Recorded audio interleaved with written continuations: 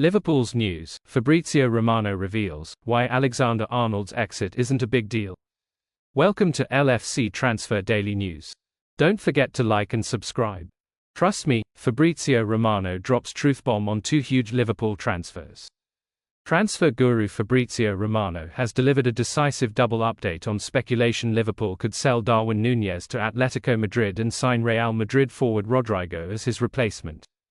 Núñez has been made to take a backseat since Arne Slot took charge, with the Uruguayan afforded just 2 starts across all competitions so far this season. With Diogo Jota establishing himself as Slot's preferred option, surprise claims from Spanish outlet Fichajes have stated Núñez could be sold to Atletico Madrid. In turn, the same outlet have also talked up Liverpool making a move for Real Madrid's Rodrigo, who'd serve as Núñez's replacement.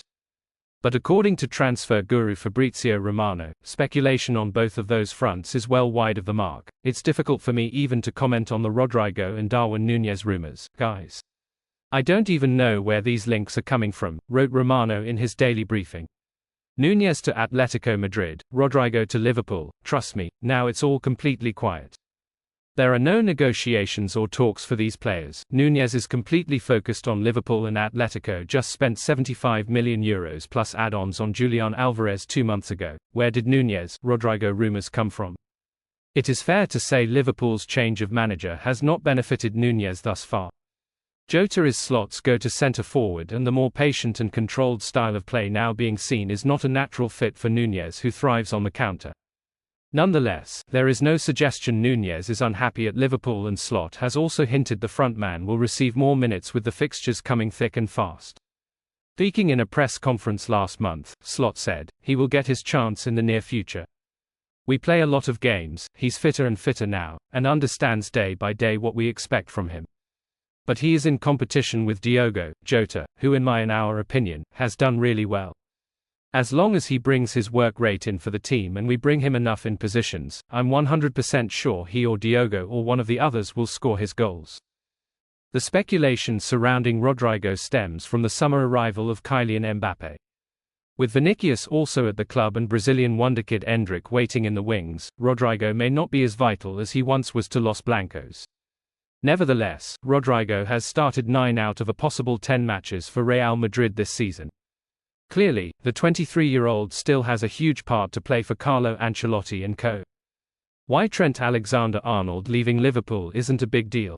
One of the main stories at Liverpool this year has been the contract status of 3 main stars of the team, Mo Salah, Virgil van Dijk, and Trent Alexander-Arnold. All 3 are essential to the way that the side has played since their arrivals in the first team over the past 8 years. And whilst Salah is an all-time Premier League attacker and Van Dijk holds the same distinction in defence, Trent Alexander-Arnold is a player that we have never really dealt with before. Attacking fullbacks are all the rage these days, but they're not a completely new idea. Roberto Carlos got 78 assists and 48 goals for Real Madrid. Cafu got 36 assists for Roma and AC Milan. Hey, Graham Lasaux had 44 assists in his time. What Trent Alexander-Arnold does, but rarely, if ever, have we seen a right-back be a team's attacking focal point. We have never faced a proposition where a right-back is the best passer of a ball in the entire world. And, as a result, Liverpool derived so much success in the Jurgen Klopp era, and early success in the Arne Slot era, from teams not knowing what to do about this. Much has been made of Trent's relative lack of defensive ability compared to his attacking genius. Many have called for him to play in midfield instead, something tried by former England manager Gareth Southgate at this past summer's Euros. As a result, the prospect of having to replace Alexander-Arnold if he doesn't sign a new contract is a daunting one. Various names have come up, but what needs to be accepted is that replacing him is not possible. Instead, Liverpool have to be ready to fundamentally change their attacking approach whilst reaping the rewards of better defending ability. The numbers speak for themselves. Trent has the most assists in Premier League history with 59, tied, amazingly, with left-back Andy Robertson. Over the past year alone he sits in the 99th percentile on a PER 90 basis for expected assists, progressive passes, long passes attempted and completed, key passes, and shot-creating actions from live balls in the top 5 men's leagues. You don't replace that. It's not possible. Football analysis site FBref suggests that Tottenham's Pedro Porro has the closest statistical output to Trent, don't laugh, and whilst his underlying numbers are good, the only statistic he matches Trent in like that is goal-creating actions from a dead ball pass. What can be replaced? But the flaws do stand out when you look at the defensive numbers. Trent is in the 43rd percentile for tackles won, again all on a PER 90 basis, the 2nd percentile for percentage of dribblers tackled, the 14th percentile for clearances and the 9th percentile for errors. As a result, whilst you might never be able to replace Trent's attacking output, you definitely will be able to improve on the defending from your right-hand side. Southampton's Yukinari Sugawara has a 100% tackle rate per 90, Trent's this season is 56.3%, at a total tackles a little bit lower than Trent. Napoli's Giovanni Di Lorenzo sits at 84.6% tackle rate per 90 this season and 3.17 shot creating actions, just above Trent's 3.09. Leipzig's Benjamin Henrichs has a 3.08 shot creating action rate per 90, just below Trent's, with a 71.4% tackle rate. These examples are chosen at random to demonstrate that both attacking output and higher defensive rates are possible. That is not to suggest that Liverpool should sign any of those three players or that they could aptly replace Alexander-Arnold.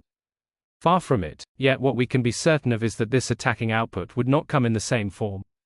Trent's game is based around his pinpoint passing ability across the entire pitch. His rate of long balls completed is 6.91 per 90 this season so far, whereas the given examples of Sugawara is 3.21, Di Lorenzo is 3.5, Henrichs is 3.85. As a result, it needs to be accepted that Trent leaving would not be the end of the world for Liverpool, but it would certainly be the end of an era. The team could go on creating chances and terrorizing teams, but it would come in a different form. And it would be down to Arne Slot to make sure this transition caused as little damage as possible. Thanks for watching, like and comment, subscribe.